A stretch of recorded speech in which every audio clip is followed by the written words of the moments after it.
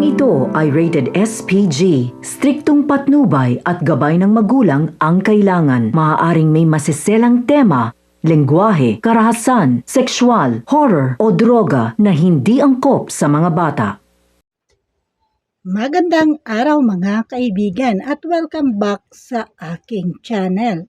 Narito na po ang mga dapat aabangan na mangyayari sa ating paboritong palabas na Batang Quiapo matapos nga na pagplanuhan na puntahan ni Ramon at David si Mr. Villegas sa sabungan nito.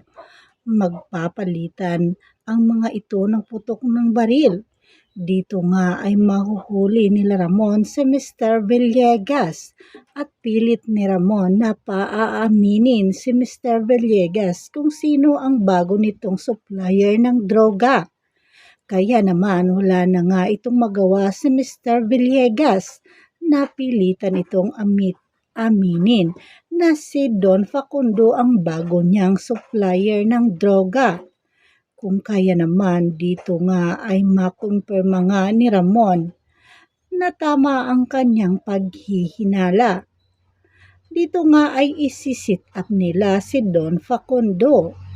Kunwaring makipagkita si Mr. Villegas kay Don Facundo at papuntahin nila ito sa sabungan kung saan nandito rin si Ramon at ang mga tauhan nito. Subalit tila alam ni Don Facundo na may panganib na nag-aabang doon sa kanya. Kaya si Marcelo ang kanyang pinapunta upang makipagtransaksyon kay Mr. Villegas.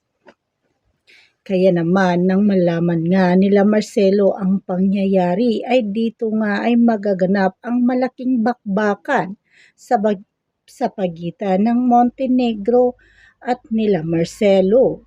Habang si Don Julio naman at Olga ay sumunod rin sa pinangyayarihan ng gulo dahil nag-alala ito sa kanila Ramon at David.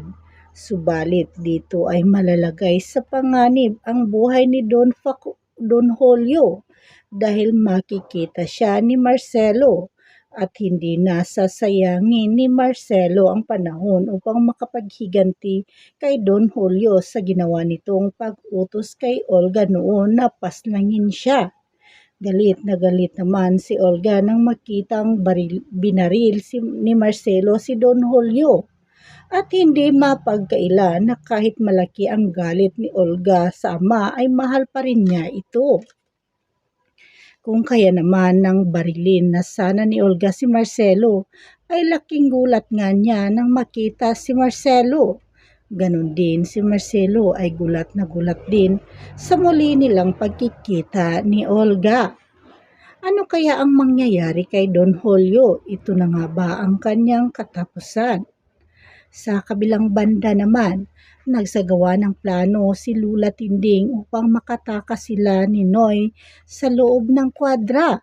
Umakyat sila Lula Tinding at Noy sa pader.